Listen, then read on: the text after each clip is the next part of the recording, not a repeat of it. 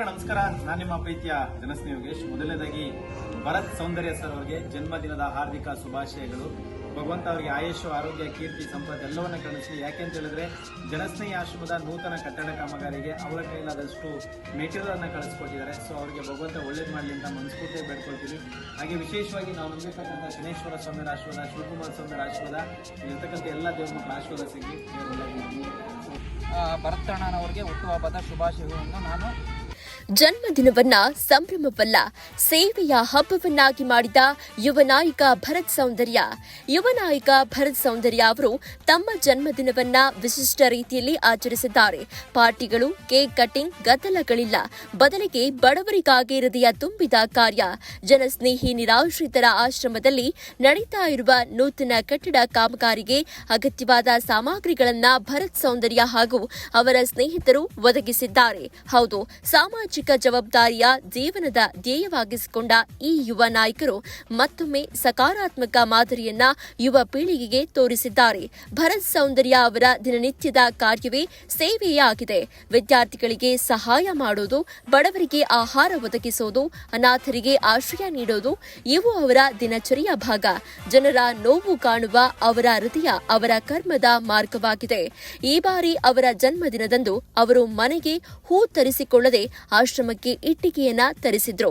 ಇನ್ನು ಜನಸ್ನೇಹಿ ಯೋಗೇಶ್ ಅವರು ಮಾತನಾಡುತ್ತಾ, ಭರತ್ ಸೌಂದರ್ಯ ಅವರು ಕೇವಲ ಸಹಾಯ ಮಾಡಿಲ್ಲ, ಅವರು ನಮ್ಮ ಆಶ್ರಮದ ಕುಟುಂಬದ ಸದಸ್ಯರಂತಿದ್ದಾರೆ. ಅವರ ಜನ್ಮದಿನದಂದು ಈ ರೀತಿಯ ನಿಸ್ವಾರ್ಥ ಕಾರ್ಯ ಮಾಡಿದ್ದಕ್ಕಾಗಿ ನಮ್ಮೆಲ್ಲರಿಂದ ಹೃತ್ಪೂರ್ವಕ ಧನ್ಯವಾದಗಳು. ದೇವರು ಅವರಿಗೆ ಆರೋಗ್ಯ, ಶಕ್ತಿ ಮತ್ತು ಸೇವಾ ಮನೋಭಾವವನ್ನ ಇನ್ನೂ ಹೆಚ್ಚಿಸಲಿ ಎಂಬುದು ನಮ್ಮ ಹಾರೈಕೆ. ಭರತ್ ಸೌಂದರ್ಯ ಅವರ ಈ ಚಟುವಟಿಕೆ ಕೇವಲ ಒಂದು ದಿನದ ಕಾರ್ಯವಲ್ಲ, ಅದು ಮುಂದಿನ ಪೀಳಿಗೆಗೆ ಒಂದು ಪ್ರೇರಣೆ. ನಾವು ಅವರ ಜೊತೆಯಲ್ಲಿ ಎಲ್ಲ ಸಾಮಾಜಿಕ ಕಾರ್ಯಗಳಲ್ಲಿ ನಿಂತಿದ್ದೇವೆ. ಈ ರೀತಿಯ ಕಾರ್ಯಗಳು ಇಂದಿನ ಯುವಕರಿಗೆ ಮಾದರಿ. ಮುಂದಿನ ದಿನಗಳಲ್ಲಿ ಆಶ್ರಮದ ಅಭಿವೃದ್ಧಿಗೆ ನಮ್ಮ ಕೈಲಾದ ಸಹಾಯ ಮುಂದುವರಿಯಲಿದೆ ಎಂದು ಅವರ ಸ್ನೇಹಿತರು ಕೂಡ ಅವರಿಗೆ ಅಭಿನಂದನೆಗಳನ್ನ ಸಲ್ಲಿಸುತ್ತಾ ಜನ್ಮದಿನದ ಪ್ರಯುಕ್ತ ಶುಭಾಶಯಗಳನ್ನ ಕೋರಿದ್ದಾರೆ. ಜನ್ಮದಿನವನ್ನ ಖುಷಿಯ ಹಬ್ಬವನ್ನಾಗಿ ಆಚರಿಸುವವರು ಅನೇಕರಿದ್ದಾರೆ. ಆದರೆ ಅದೇ ದಿನವನ್ನ ಸೇವೆಯ ಹಬ್ಬವನ್ನಾಗಿ ರೂಪಿಸಿದವರು ಕೆಲವೇ ಮಂದಿ. ಅವರಲ್ಲಿ ಪ್ರಮುಖ ಹೆಸರು ಭರತ್ ಸೌಂದರ್ಯ ಅವರ ನಿಸ್ವಾರ್ಥ ಸೇವಾ ಮನೋಭಾವವು ಇನ್ನಷ್ಟು ಯುವಕರ ಹೃದಯದಲ್ಲಿ ಸೇವಾ ಚೈತನ್ಯ ಮೂಡಿಸಲಿ. ನಮ್ಮ ನ್ಯೂಸ್ 81 ಕನ್ನಡ ಚಾನೆಲ್ ಮುಖಾಂತರ ಭರತ್ ಸೌಂದರ್ಯ ಅವರಿಗೆ ಹುಟ್ಟುಹಬ್ಬದ ಹಾರ್ದಿಕ ಶುಭಾಶಯಗಳು. ಏನಿಲ್ಲ, ಇವತ್ತು ನಾವು ಪ್ರತಿ ವರ್ಷದಂತೆ ನಮ್ಮ ಟೀಮು ಭರತ್ ಸೌಂದರ್ಯ ನಮ್ಮ ಸ್ನೇಹಿತರೆಲ್ಲ ಸೇರ್ಕೊಂಡು ಇವತ್ತಿಲ್ಲಿ ನೆಲಮಂಗಲ ಹತ್ರ ಒಂದು ಜನಸೇವಿ ಆಶ್ರಮ ಮಹೇಶ್ ಅವರು ನಡೆಸ್ತಾ ಇದ್ದಾರೆ.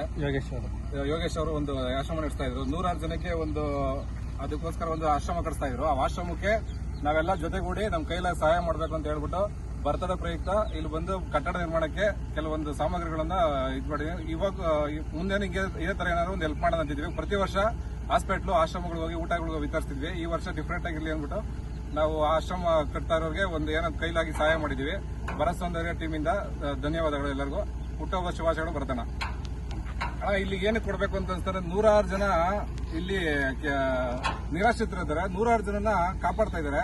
ಇವತ್ತು ಒಬ್ಬರಿಬ್ರು ಮನೇಲಿ ವಯಸ್ಸಾದವರಿದ್ರೆ ಸಾಕತ್ತು ತುಂಬಾ ಯೋಚನೆ ಮಾಡ್ತಾರೆ. ಅಂತದ್ರಲ್ಲಿ ಇವರು 106 ಜನಕ್ಕೆ ಅವರಿಗೆ ಕಾಯಿಲೆ ಬಂದಿರ್ತದೆ, ಅವ್ರಿಗೆ ಹುಷಾರಿರಲ್ಲ, ಅದನ್ನೆಲ್ಲ ಪ್ರತಿಯೊಂದನ್ನು ನೋಡ್ತಾ ಅವರು ಕೆಲಸ ಕಾರ್ಯ ಬಿಟ್ಟು ಅವರು ಸ್ವಇಚ್ಛೆಯಿಂದ ಮಾಡ್ತಾ ಇದ್ದಾರೆ. ಯಾವ್ದು ಅವರು ಇದಿಟ್ಕೊಂಡು ಮಾಡ್ತಾ ಇಲ್ಲ ಪಾಪ. ಅದಕ್ಕೋಸ್ಕರ ಅವ್ರಿಗೆ ಇದು ಮಾಡ್ಬೇಕು ಅಂತ ಹೇಳ್ಬಿಟ್ಟು ಒಂದು ಜನ್ಮದಿನಾಚರಣೆ ಅಂಗವಾಗಿ ನಾವು ಬಂದು ನಮ್ಮ ಸ್ನೇಹಿತರು ಒಂದು ಹೆಲ್ಪ್ ಮಾಡ್ಬೇಕು ಅಂತ ಅದಕ್ಕೆ ಬಂದ್ವಿ ಸರ್. ಇವತ್ತು ನಾವು ವಿಶೇಷವಾಗಿ ನಮ್ಮ ಸ್ನೇಹಿತರುಗಳು ಭರತ್ ಅಣ್ಣವರ ನಾವೆಲ್ಲ ಸ್ನೇಹಿತರುಗಳು ಎಲ್ಲ ಒಂದಾಗಿ ಒಂದು ಒಳ್ಳೆ ಕಾರ್ಯ ಮಾಡಬೇಕು. ಪ್ರತಿ ವರ್ಷನೂ ಭರತ್ ಅಣ್ಣವ್ರ ಬರ್ತಡೇ ದಿವಸ ಏನಾದ್ರು ಒಂದು ಒಳ್ಳೆ ಕೆಲಸ ಮಾಡ್ತೀವಿ.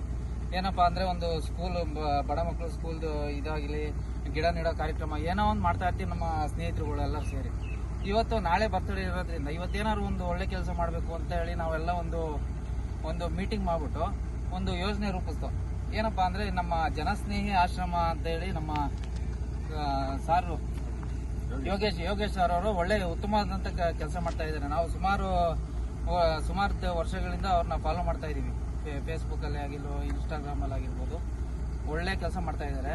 ಹಂಗಾಗಿ ಇಲ್ಲಿ ಆಶ್ರಮ ಹೊಸದಾಗಿ ಕಟ್ತಾ ಇರೋದು ಫೌಂಡೇಶನ್ ಎಲ್ಲ ಕೇಳ್ಬಂತು. ನಮ್ಗೆ ಸ್ನೇಹಿತರೆಲ್ಲ ಡಿಸ್ಕಸ್ ಮಾಡ್ಬಿಟ್ಟು ಏನೋ ಒಂದು ಕಟ್ಟಡ ಸಾಮಗ್ರಿಗಳನ್ನ ಕೊಡಿಸ್ಬೇಕು ಅಂತ ಹೇಳಿ ನಮ್ಮ ಭರತಣ್ಣವರ ಒಂದು ಹುಟ್ಟುಹಬ್ಬದ ದಿವಸ ಒಳ್ಳೆ ಕಾರ್ಯ ಮಾಡಬೇಕು ಅಂತ ಹೇಳಿ ಇವತ್ತೆಲ್ಲ ಒಂದು ಒಂದು ಕಟ್ಟಡ ಸಾಮಗ್ರಿಗೆ ಏನೋ ಒಂದು ಹೆಲ್ಪ್ ಮಾಡಬೇಕು ಅಂತೇಳಿ ಬಂದಿದ್ದೀವಿ. ಇನ್ನೂ ನಾವು ಮಾಡ್ತೀವಿ, ಇದೇ ಅಲ್ಲ, ಇನ್ನೂ ಮುಂದೆ ಇನ್ನ ಕಟ್ಟಡ 1 ಮೋಡ್ 2 ಮೋಡ್ ಆಗೋ ಸಂದರ್ಭದಲ್ಲಿ ಇನ್ನೂ ಏನೋ ಒಂದು ಮಾಡ್ತೀವಿ.